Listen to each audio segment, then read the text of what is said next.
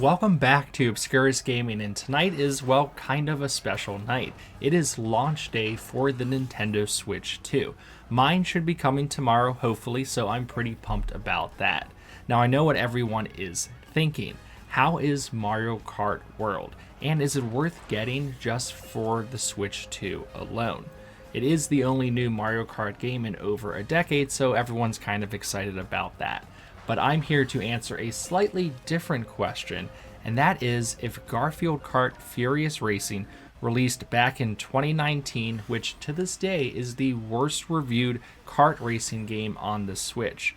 In fact, it's the worst reviewed kart racing game in general since Shrek Swamp Kart Speedway back on the Game Boy Advance, which looked like this.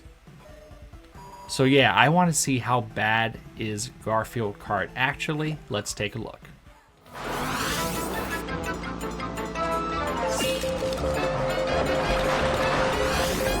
When loading up Garfield Kart Furious Racing for the first time, we are treated to a few more options than I was expecting, but still pretty much the standard kart racing fare. There's single race, Grand Prix, and time trial modes available out the gate, and at 3 different speeds made famous by Mario Kart, the usual 50cc class, 100, and 150.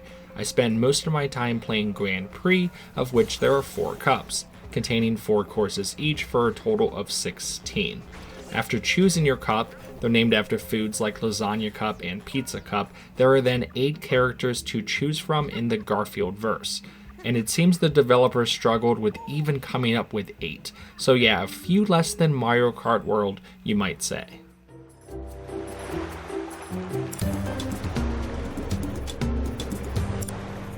Alright, so far so good. That should still be meeting your basic expectations from a game mode perspective. Well, that's until the actual races begin. Knowing this game is for kids or families, I did start at the 150 class, and that's when it quickly became apparent that none of these courses are designed for higher speeds.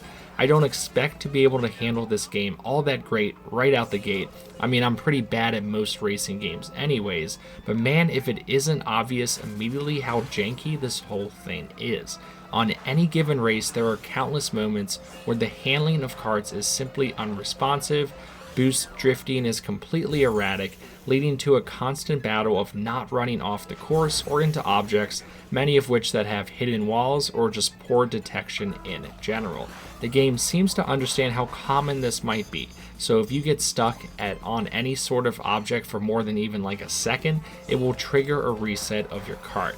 But you will simply never be able to catch up to the AI. They're hard. Once they get a sizable lead, you should just restart the race. Items also have a fairly random distribution, and there really isn't a whole lot you can do to catch up. Just to showcase a couple of examples of the poor design, I picked out a few quick things. Here is a race that starts with a ramp. Great. Now if you get the start boost and go off the ramp, it lines up perfectly with the overpass sign every time. Why would you design a course where the very first ramp should be avoided? That's just not fun, or really, simply put, it just isn't tested.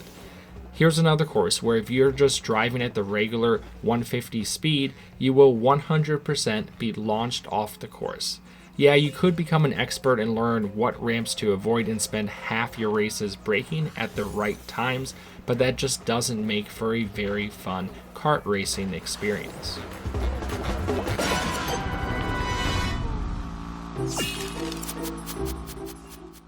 So yeah, there you go, Garfield Kart Furious Racing for the Nintendo Switch.